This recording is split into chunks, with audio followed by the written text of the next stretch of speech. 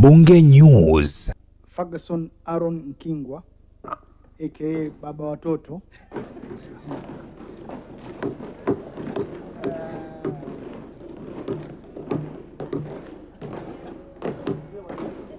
Mheshimiwa, sikumtendea haki, maana yake alivyoomba nitangaze alisema niseme wazi ana watoto 16.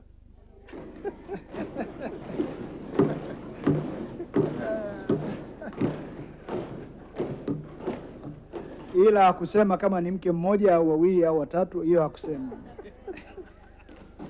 Atafuatiwa na Mheshimiwa Adonis Bitegeko. Mheshimiwa Isaac Joseph Kopriano ajiandae. Asante sana Mheshimiwa Mwenyekiti kwa kunipa nafasi hii nami niweze kuchangia katika bajeti kuu ya serikali. Lakini kabla sijaanza kuchangia, nikushukuru sana, kiukweli umenitambulisha vizuri. Leo nimeleta familia yangu hapa. Na kiukweli mimi nina furaha sana leo kwa sababu niweza kutambulisha watoto wangu 16. Na mimi nilitamani sana Mheshimiwa Mwenyekiti usingetambulisha hivyo. Ningekulaumu sana kwa sababu nilitamani sana wabunge wenzangu wajue nina watoto wangapi.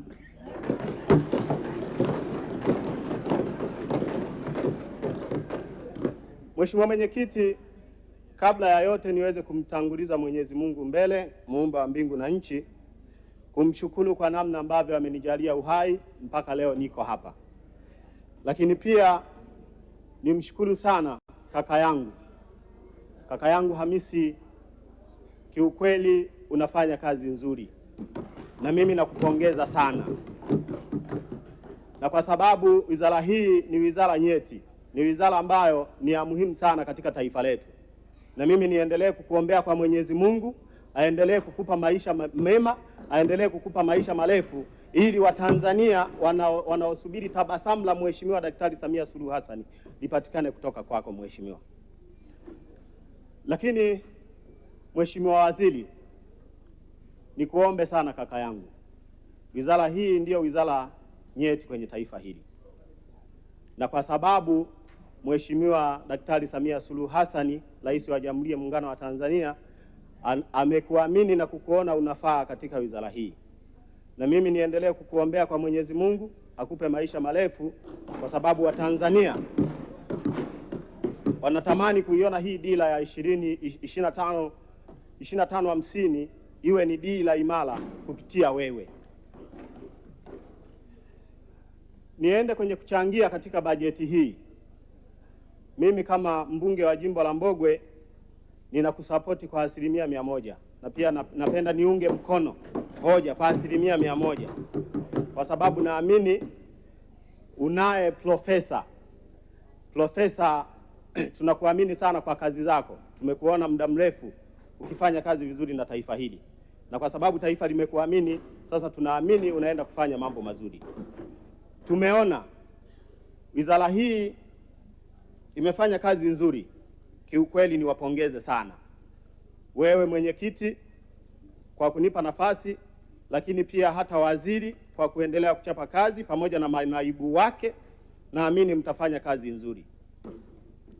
Mheshimiwa Mwenyekiti, nimejaribu kupitia bajeti hii, bajeti ya trilioni 62.33. Kiukweli bajeti hii ni ya msingi sana na ni ya muhimu sana, na mimi ninaamini endapo kama viongozi walioaminiwa na taifa hili wataisimamia vizuri bajeti hii, tunaenda kuvuka malengo ya kuwaletea wananchi maendeleo. Kwa sababu gani Mheshimiwa Mwenyekiti? Bajeti hii ni kubwa sana. Endapo tutajikita kuhakikisha tunafanya yale mazuri wananchi wanayotamani. Mfano, kuna mchangiaji mmoja amezungumza hapa kwamba wananchi kule wanahitaji mabarabara, wanahitaji vituo vya afya, wanahitaji maji. Nikiangalia kwenye bajeti yetu ya trilioni 62.33, ni fedha nyingi sana endapo kama Watanzania na sisi viongozi ambao tumeaminiwa na taifa hili, akiwemo kaka yangu waziri wa fedha, akienda kuisimamia vizuri sekta zote ambazo zinaenda kuleta maendeleo kwa wananchi, fedha hizi ni nyingi sana. Na mimi kwa sababu natamani jimbo langu la Mbogwe linazo changamoto za barabara, linayo changamoto ya maji. Kwa hiyo kwenye hizi fedha ambazo zitatolewa na Mheshimiwa Rais ni fedha ambazo zinaenda kumaliza matatizo ya jimbo la Mbogwe pamoja na Watanzania. Lakini pia nimpongeze sana Daktari Samia Suluhu Hassan kwa namna anavyoenenda, kwa namna anavyoivusha nchi kutoka hapa tulipo na kwenda mahala salama. Mimi kwa mfano natoka kwenye jimbo la Mbogwe, kanda ya Ziwa. Kanda ya Ziwa, Daktari Samia Suluhu Hassan ametengeneza jambo ambalo hatutamsahau maisha yetu kwa kumaliza daraja la JPM pale Mwanza. Sisi tunakupongeza sana mama, tunakupongeza sana mama, kwa sababu umeweza kutengeneza historia kubwa sana. Wana kanda ya Ziwa, hasa sisi Wasukuma tunasema oweja sana mayo. Lakini vile vile nipende kumpongeza waziri wa fedha kwa namna ambavyo tunatamani utakuja kufanya mambo mazuri. Na mimi nimesema jimbo langu la Mbogwe lina changamoto ya mabarabara, changamoto ya maji. Naamini waziri, wewe kwa namna ninavyokufahamu kwa muda mrefu, unakuja kumaliza matatizo ya jimbo la Mbogwe. Lakini nataka niishauri serikali, tukitaka tuendelee kufanya vizuri na tukitaka tupate ajira nyingi kwa vijana wetu ambao leo tunawazungumzia kila siku, tuje na swala la kutengeneza viwanda. Turuhusu viwanda vyetu vya ndani, tuvilinde viwanda vyetu vya ndani ili tuajiri vijana wengi. Lakini tuhakikishe tunatengeneza mfumo mzuri kwenye kilimo. Nimekuwa nikiangalia kati ya nchi ambazo zimefanikiwa kwa ukubwa zaidi kupitia kilimo pamoja na viwanda. Ukiangalia mnamo mwaka 1980 nchi ya China ilitengeneza nchi yake kuwa na mapato makubwa kupitia viwanda pamoja na biashara. Lakini ukiangalia nchi ya South Korea ilitengeneza kipato kikubwa kupitia viwanda pamoja na kilimo. Lakini ukiangalia nchi ya Japani ilitengeneza ajira nyingi kupitia kilimo pamoja na biashara. Kwa ni waombe sana ndugu zangu wa Tanzania, tukitaka tutengeneze jambo zuri, tukitaka tupate ajira, tuwekezeni kwenye viwanda vya ndani, tupeleke vilimo vya kisasa ili wananchi wetu wapate ajira. Kwa sababu najua serikali haiwezi kuajiri watu wote, lakini tukitengeneza viwanda, tukatengeneza biashara, tukaruhusu walipa kodi wetu kulipa kodi kwa hiari zao. Leo maafisa wa TRA na wafanyabiashara ni maadui wakubwa mno. Mimi nayezungumza ni mfanyabiashara na biashara zangu ziko Kariakoo. Nafahamu changamoto ya maafisa wa TRA na wafanyabiashara. Nikuombe waziri wa fedha, kalisimamie hili. Wafanyabiashara tunahitaji kulipa kodi kwa sababu hii ni nchi yetu. Hakuna mfanyabiashara asiyependa kulipa kodi kwenye nchi yake. Lakini zipo kodi kandamizi.